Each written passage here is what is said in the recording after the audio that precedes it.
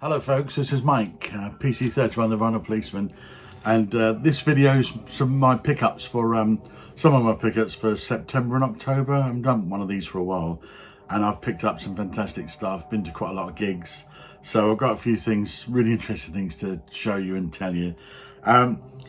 First thing was I went to see Public Image Limited, Johnny Lydon and the band a couple of weeks ago.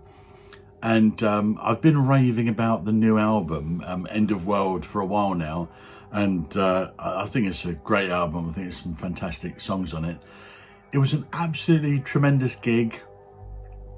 Some really good moments in it. Johnny having to go in the audience in a few places, but in quite a humorous way, or it ended up that way. Quite emotional at the end, where Peel did the encore, did 3 songs. Which was fantastic, really good encore. And at the end, he said, before you go, he said, could everybody wave to Nora, his late wife, beloved wife, Nora, who passed away earlier on in the year. And so the whole audience kind of, waved. Then they all broke into a chant of Nora, Nora, and it brought tears to Johnny's eyes. And you could see it was kind of sincere. So it was a really good moment. Anyway, I went with a really good friend of mine, and lots and lots of people there. It was obviously a sellout, this particular gig. At the end of the evening, it all got a bit hectic, and I lost sight of my friend for a while. And when we got together again, we popped up. It was in Brighton, by the way, on the south coast of Portsmouth. He got this for me. He got Johnny's signature, a pair of boobs there. But I've already got this album, so I've passed that on now.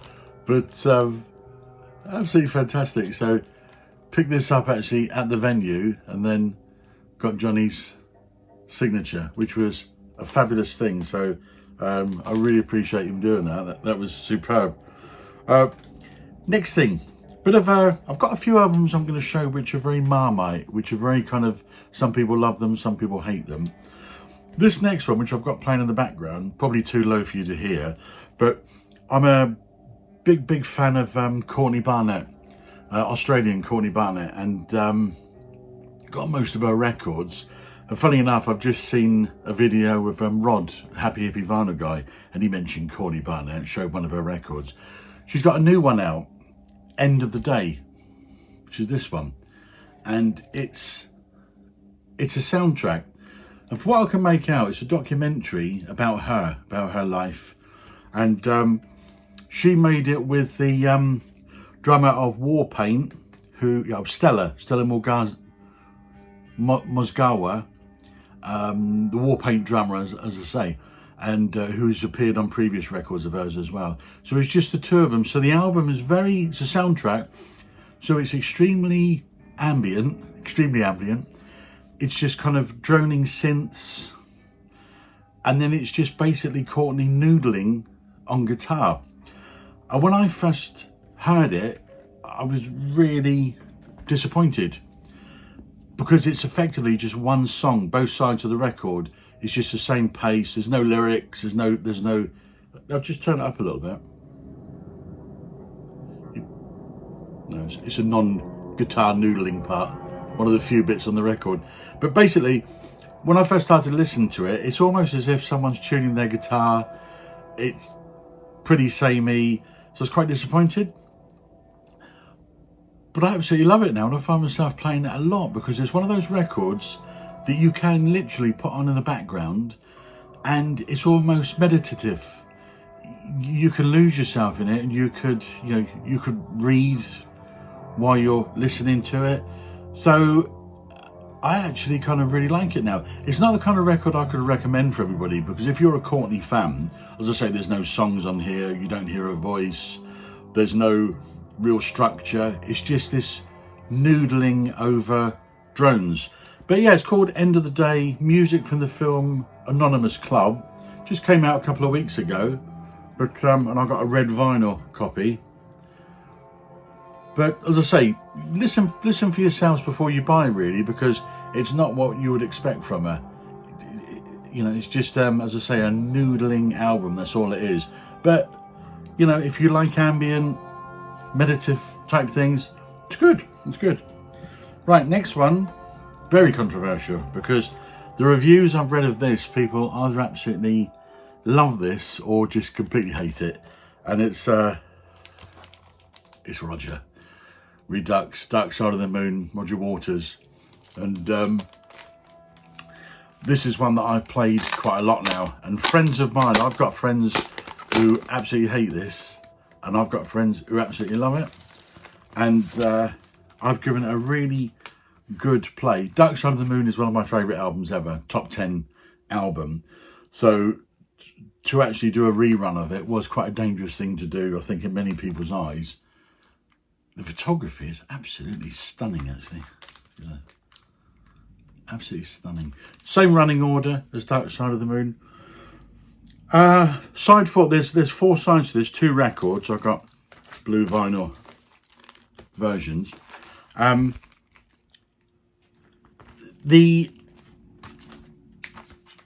So four sides to it. So the first 3 sides is Dark Side of the Moon, and but side 4 is an original composition by Roger Waters. It's absolutely dreadful. Shouldn't have put it on there. Should have just been the triangle, the prism of Dark Side of the Moon. Should have been something like that. Complete waste of time, side 4. So that will never be played again. It's just in the studio playing with noises, dogs, and various things. It's dreadful. I love this. It's really, really grown on me. It starts off. One of my friends said to me, "You must stay with it all the way through because you can't just dip in here the first bit, etc." And he's dead right, because it starts off very, very narrative. Interestingly, it starts off with the lyrics of Free Fall. So that's, which is obviously on Obscured by Clouds. So it starts off with a narrative to that, and it kind of brings you into the record. For me, it's too narrative at the beginning. And Roger is 79 years old now, and I think he made this when he was 29. Yeah, of course, 50 years ago, of course it is. So his voice is very, very deep. It's very baritone. So, but when it first starts off, as I say, I find it kind of almost too narrative, and you've got to kind of almost concentrate too much because he's trying to weave so much kind of in there with what's changed from when he wrote the lyrics to when they wrote the lyrics now. By the way, with this, he's gone at great pains to say that this is not meant to be trying to better Dark Side of the Moon, trying to improve it, trying to do anything like that. This is literally just a revision, a reimagination. And Nick Mason absolutely loves this. He's called this a brilliant album. And I can see it because it's slowed, the whole thing is slowed down, so it's very atmospheric. There's no guitar solos. There's more brass on this one. There's some gorgeous cello and some strings, but particularly a cello, which appears in quite a few of the songs. Organ, there's more Hammond C3 organ. So the whole kind of sound of it has changed quite a lot. Slowed down, more mellow. Money, Gary Physical Format Rock and Roll. I remember in one of his videos recently where he said if he never hears Money again, great. This is a really good version of Money, because I get what Gary means. I think it's, for me, the weakest track on Dark Side of the Moon, if there is such a thing. But on here, it takes on a new life, and it's a lot more kind of, you've got an Americana type feel to it. There's a lovely kind of swing to it kind of thing, and more acoustic. But I think it's a lovely version. Basically, from Great Gig in the Sky, Money, Us and Them is Superb, Any Colour You Like. On the original, Brain Damage and Eclipse, those are the only 2 which Roger sang lead vocals on, and obviously he does all the lead vocals through here. So it's a combination of narrative, speaking, but it's also Roger singing, but obviously other than this baritone type voice. But I absolutely love it. I think it's fantastic, and I've played it lots now, and it definitely will be for some, not for others. So try and give it a listen before you buy it fast, folks. But yeah, fantastic. Right, next one. On the subject of Gary, Physical Format Rock and Roll, he showed this one earlier, and that's the Pretenders' new album, which came out a few weeks ago, Relentless. And I've got the pink vinyl there. He made the comment that he really liked the album, but he felt there were too many slow tracks, and I completely agree with him. There's the back, by the way, but I completely agree with him. There's probably, I haven't counted up, but it's probably almost 50-50 between the faster tracks and slow tracks, and there's probably just a bit too many slow tracks. But in saying that, there's some fantastic slow tracks. I mean, Merry Widow, which ends side 1, is fantastic. And really strange, but the last song on the album, I Think About You Daily, Johnny Greenwood from Radiohead has actually done the string arrangement there. And I think he's conducted and he's done all the string arrangements. And it's, when I first heard it, I thought they were unnecessary. It's a beautiful song anyway, and I'm not sure it needed it. But the more I've heard it, they're absolutely stunning and they fit perfect. And it's just made the song superb. If anybody knows Nick Cave's Love Letter, it's kind of a similar feel to that, where you've got these strings all the way through, kind of dropping down, and it's absolutely lovely. Again, completely agree with Gary. It's no Pretenders 1 or 2. They were, especially 1, absolute classic album. And funny enough, getting this, I pulled out my early Pretenders and reaffirmed that, yeah, Pretenders 1 is magnificent. There is one track on here, though, which I think could easily have gone on to that first album, and that's Vainglorious. The penultimate track on the album is Pretenders 1. It's fantastic. But Losing My Sense of Taste, really good opening track. Let the Sun Come In, which I think was the first single from this, is the beginning of side 2, and that's a quick one. But all in all, I mean, Chrissy's singing, I think she's about 72, 73 now, and I think her voice is really, really good. It's very, very good on this, and the guitarist she's playing with, whose name escapes me at the moment, which is bad, James Warborn, really, really good. I love his style, superb. It's a good album, really, really like it. And on that vein, what it encouraged me to do, I found this the other day, is CD'd box set 1, 2, 3, the first 5 albums. I've got all those on vinyl, but I never had 3 or 4 of them on CD before, so I picked up this little vinyl box set, which is absolutely tremendous. So I was pleased to pick that one up. The other thing I picked up, which I never had before, and I don't think this has ever been issued on vinyl, it's only a CD, but it's Loose Screw from the Pretenders, an album from mid-90s, no, 2003. The reason why I particularly wanted this one, I mean, I wanted it because it was the Pretenders, but one of my favourite post-punk bands from Sheffield, Comsa Angels, Kevin Bacon, the bass player, he actually produced this, so I've always been keen to get this because of that. But yeah, decent album, not classic, but yeah, pretty good. But this one, yeah, this is worth picking up, folks. Gary's right, too many quiet songs, but they are quality, and the fast ones are really good, well produced. Yeah, it's a good album, good album. Now, a little while ago, one of our very good friends down under, Ben Rankins, he's doing this really great series called Gazebo Sizzler or Garden House Scorcher or something. Shed Burner, that was it. And he did a video on this album, Beast of Bourbon. The Axeman's Jazz came out, I think it came out in Europe about 85, but I think it came out in Australia a couple of years before that, right? Or 84, something like that.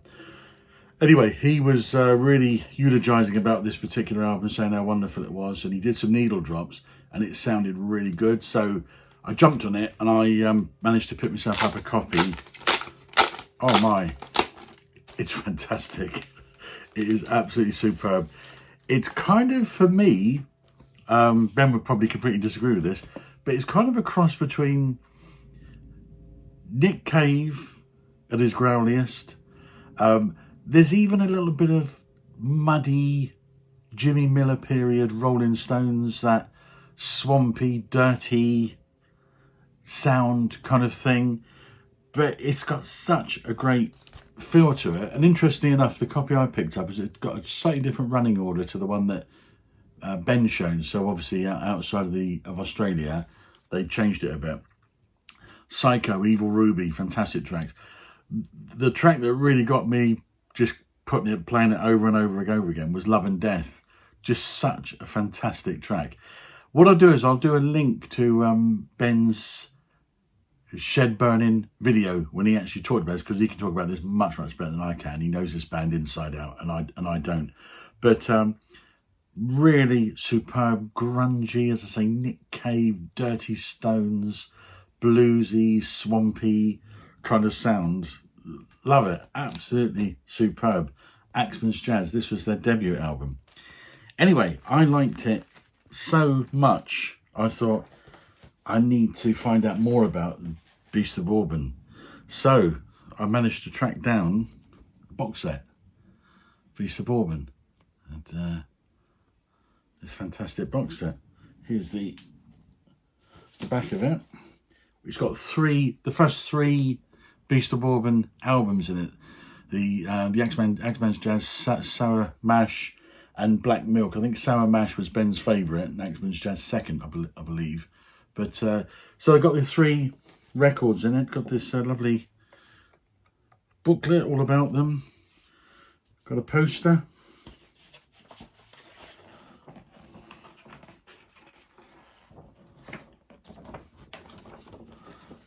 Beast of Bourbon. And there's those 3 albums. And I've only played so far Sour Mash, and it's fantastic. Absolutely love it. Such a great album. So another copy there of Axeman's Jazz. I noticed that all the covers of these are all slightly different colours, but Sour Mash, their second album, which is fantastic, and their third album, which I haven't played yet, and I'm sure it could be great, Black Milk. So with that one shed burning video, Ben's managed to cost me quite a lot of money there, but fantastic. I really appreciate it. So well done, Ben. Okay, I also picked up another one, which has been shown a lot in the VC actually. Slowdive.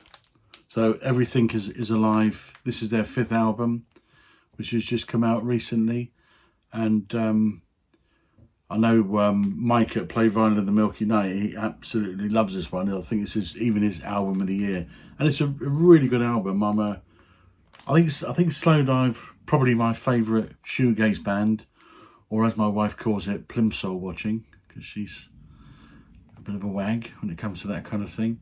But yeah, good album, good solid album. Great. Every time you listen to it, you pick up new things. Different tracks come to the fore that you think yourself, oh God, I didn't appreciate how good that track was. So good, solid album. Very good, enjoy it. Another one I picked up in the month was on one of my last showings. There's a band which Steve Carlson showed, Heart Under, Just Mustard, a band from Dundalk, who started off as a shoegaze band, but they've moved into more than that now. And Heart Under is certainly more than shoegaze. Fantastic band, really are good. I was so impressed with Heart Under. I've searched out their debut album, which is called Wednesday, which is pretty rare actually. It was really hard to find, and I'm still getting into this one. This one is pure shoegaze, and the second album for me is a much better album. But you know, I haven't really given this one much of a chance yet, to be perfectly honest with you, because I've had so many buys lately that it's not had a fair hearing yet. Let's see. Back of it. So Just Mustard from Dundalk in the Republic. This is their debut album, and I'll say very hard one to get hold of, but pleased to have that now in the collection. Nearly there, folks. Sorry, this is a bit of a long one today. Picked this one up, and it's one which I didn't appreciate was around actually. I should have done, but it's Bauhaus, and it's Press the Eject and Give Me the Tape. and it's basically a live album from shows 81, 82, white vinyl, and it's as you can imagine from that period 81, 82, you've got, you know, all the classics in Riff Hatfield, Bela Lugosi. I mean, it's a really good set list on this particular album, so that's a good one. And the final one to show you is a 12-inch of that I picked up at the Theatre of Hate, one of my big bands in the 80s, Kurt Brandon, who turned into Spirit Destiny, although he still tours sometimes with Theatre of Hate. But yeah, this is a 12-inch with a couple of mixes of Do You Believe in the West World and about 3 other tracks. But yeah, great album. Sorry, there is one other. I picked this one up not because I particularly like the band, but I'm a big fan of the late John McKeough, guitarist who's with the Banshees and Magazine, and he made one album with Visage's debut album, and this one, the big single on this one was Fade to Grey. So John McKeough is actually on this one. That's the reason why I've added it to the collection. In saying that, this is not exactly my cup of tea. There's not very much guitar playing on it, kind of thing. There is some, but John McKeough was on it, so as I say, I wanted it for the collection. So I hope there's something in there for you, folks. A few Marmite ones this month, but lots of great listening. So speak again soon.